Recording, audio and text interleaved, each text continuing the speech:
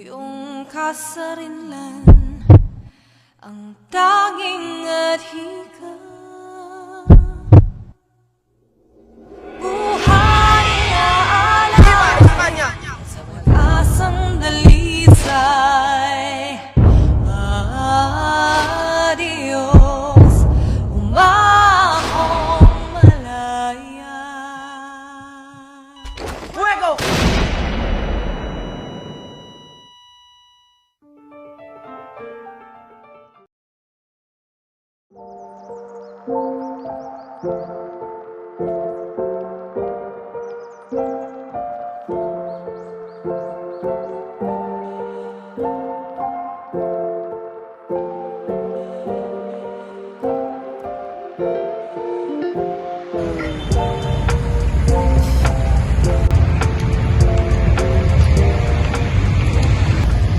Sir, nabasa mo na ba yung libro tungkol sa buhay ni Rizal? Hindi pa eh. Nakakatamad nga eh kasi makikita din naman yun sa internet eh. Sinabi mo ba? Kaya sa'yo ako eh. Kailangan muna tayo.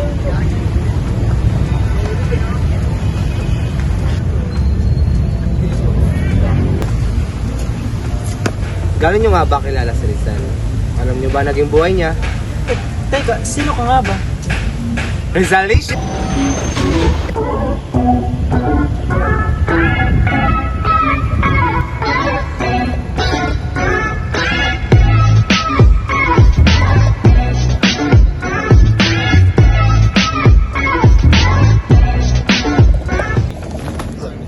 Asa na tayo ngayon? Nandito tayo ngayon kung kailan pinatupad ang batas kay Rizal. Alam niyo ba, pagkatapos ng World War II, napansin ng mga national policy na napapansin sa atin na nawawala na ang pagiging Pilipino natin. Ayon sa mga babatas, kailangan natin mag-focus sa pag-rebuild ng ating identity at palakasin ang nationalism at pride ng sa ating mga Pilipino sa pamamagitan ng edukasyon.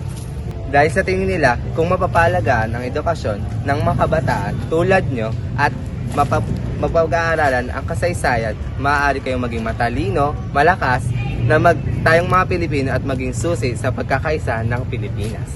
Nakikita nyo ba yun? Sino? Saan? Hindi nyo kilala si Ramon Magsaysay? Hindi. Siya si Ramon Magsaysay. Ah, siya pala si Ramon Magsaysay. Magandang umaga po. Magandang umaga po. Ngayon nakita nyo na si Ramon Magsaysay. Ngayon pupunta naman tayo kay Claro M. Recto. Asa na tayo? Andito tayo sa panahon ng April 3, 1986. Siya ang senador na si Claro M. Recto. Ah, magandang umaga po. Magandang umaga po. Alam niyo ba, siya ang senador na nagpatupad ng Bill number 4383 that act to make that no limit tangere at filibusterismo sa mga university college like public man o private. At tinatawag din tong Noli Fili Bill. Noli Fili Bill! Yun nga! Nandito naman tayo sa panahon ng April 17, 1986. Siya ang head ng Senate Committee na si Jose P. Laurel. Magandang umaga po. Magandang umaga po. Alam nyo ba, siya ang sumuporta kay Recto para tulungan i-present at inisponsoran ang Noli Fili Bill. Pinesent ang Noli Fili Bill sa upper house nito.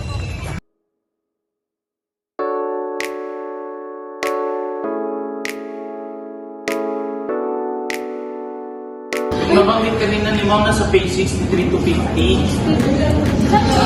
Baliktad pala yun. Ano ka lang? 63. Yan. Anong part ba natin dito? Alam niyo ba? Hindi ba dapat nakainin niyo naman tungkol sa tayo pinag-uusapan ninyo? Ate, yung reporting natin to next week sa Rizal. Panahanap namin. Ano ba yun?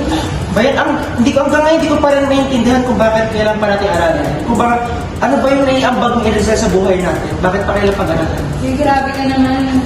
Pag-aalala natin ko kasi next week reporting na natin. Kaya mo bang i-google lang ito? Siyempre hindi. Oo, yun na nga ito. Paano mag-aaral? Hindi mo yan. Paaralin ko na nga lang ito sa bahay. Uy, magkakasalamat mo na tayo. Uy, Marie, yung cellphone ko.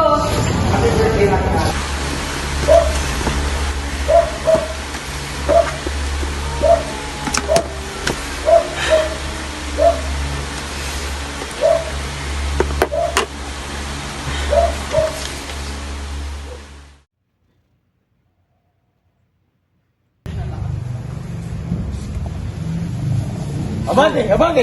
Bitawan niyo yung tatay ko!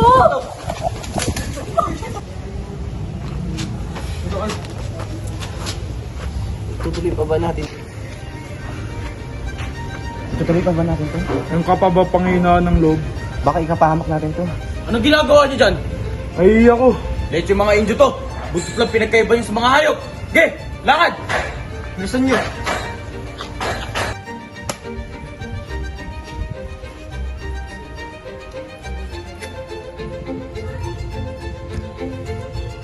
Bilisan mo, bilisan mo.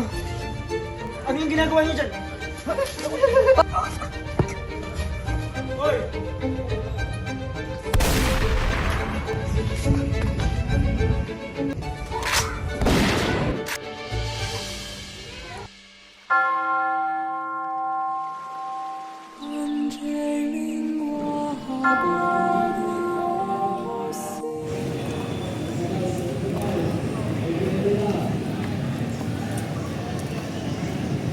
Magandang araw, Senyora.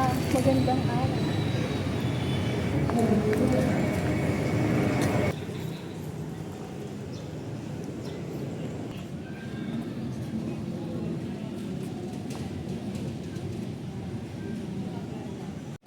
Magsisi na kayo. Kayo na magnanakaw, kayo na makasalanan at mapagsamantala. Di kayo makakaligtas sapagkat wala kayong alam, kundi ang gumawa at magdildil ng masamang gawi. Mga mangmang, walang pinag-aralan.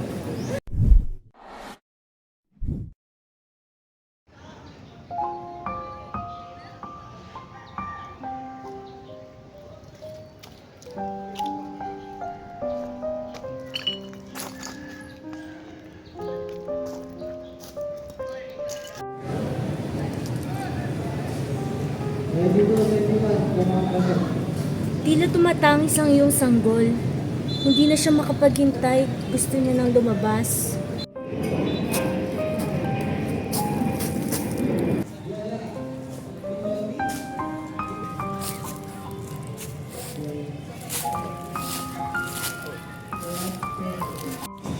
Palabasin yan dito!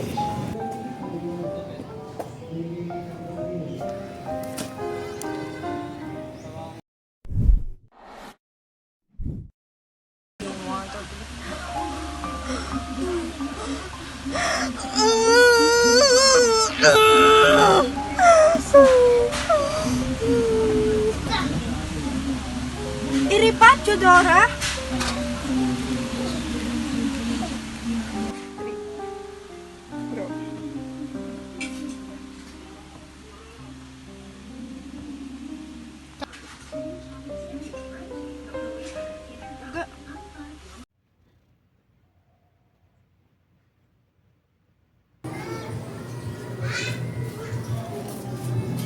Bakit naman ikaw pa nagdala niyan dito? Siyempre para mapansin mo din ako, akala ko magandang makapangasawa ng isang babaeng may pinag-aralan at matalino. Ngunit ngayon ay tila kago pa itong mga libro. Ito naman, napakatampulo naman ito. Oh, kasama mo ba si Pepe? Nay, tay! Oh, saan ka nang galing? Bakit tila ang dungis mo? Sa likuran lang po kumuha ng dahon. Hay nako, nung isang araw insekto. Ngayon naman palaka. Ano bang nangyari sa'yo, Pepe? Gusto ko lang po si malaman kung anong mas mataas tumalon. Malit na palaka o malaking palaka? Sa tingin niyo. Hay, Santissima, bakit hindi bola ang iyong aralin? Oh, ano na namang nandyan sa iyong bulsa?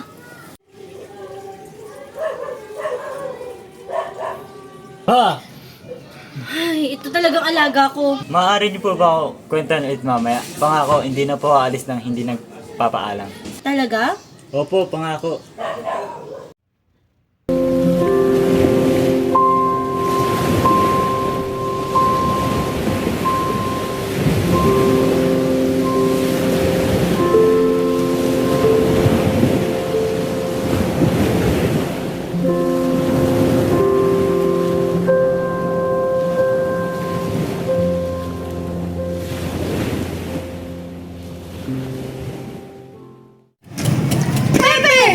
Bakit tila ang laki ng ulong hinuhulma mo?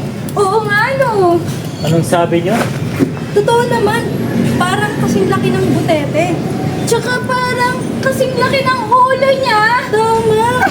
Hindi ka na, Maria. Pag nahuli ko kayo, yari talaga kayo sa akin. Maria, bilisan mo. Bilisan mo pa, Maria.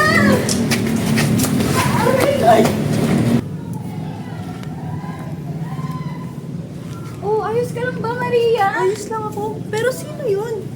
Kilala niyo ba siya? Siya. Ayun mo. Sandali lang, Maria. Gisisipin ka natin siya. Oo, ako na nang ginising. Ginoo, ginoo. Gising na siya. Bakit tila dyan ka natutulog, Ginoo? Wala ka bang tahanan? Hindi, wait lang. Asan na ako? Wait lang. Akala ko, natutulog lang ako sa bahay namin. Ginoo, bakit tila makabago ngayong kasuotan? Lalo na yung nasa braso mo. Eh kayo, bakit nakasuot kayo ng ganyan? Ito? Oo. Anong mali sa kasuotan namin? May mali ba, Pepe? Meron ba? Wait lang nga. Ang alam ko, babasa lang ako ng libro, tas bigla na lang ako nandito. Wait lang. Oo nga, sino kayo? Ba't kayo nakaganyan suot? Ano ba meron ngayon? Independence Day? Ano yun? Siya si Pepe. Ako si Josepa. At siya naman si Maria. Ikaw, sino ka ba, Ginoo? At bakit nandito ka sa bakuran namin? Oo nga. Kahit ako din naman, di ko alam kung bakit ako nandito eh. Ikaw ba yung nawawala, Ginoo? Oo, nawawala ako eh. Tulungan niyo nga ako mahanap kung saan yung bahay ko. Halika, samahan ka namin.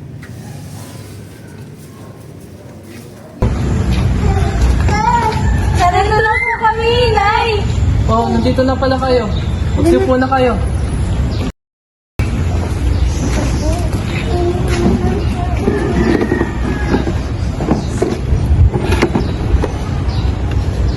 Anong oras na pala? Mauuna na ako sa inyo ah. O mga bata, magsitayo na kayo at magmano na sa inyong lolo.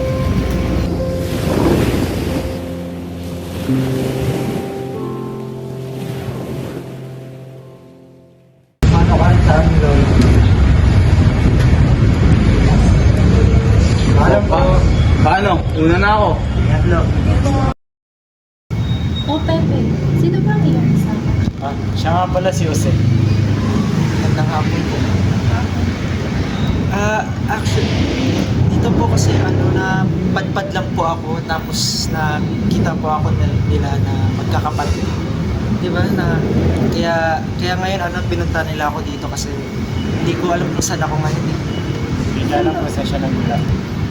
Saan ba ang iyong tahanan? Actually sa po ako sa Taguig. Pepe, alam mo ba ang Taguig? Actually hindi ko nga rin po kasi alam kung saan ako pero doon po ako ngayon sa Taguig nakatira.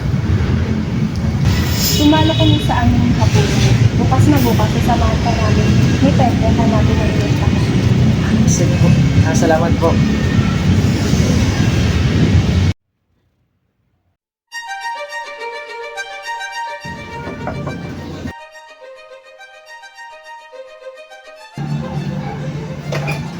Nandito ba si Teodora Alonso? Senyora! Senyora!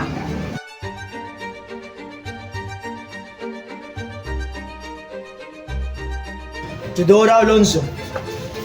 May utos galing sa Gobernador Silio na si Ginang Teodora Alonso ay inuutos na ipiit at tikpin sa Santa Cruz.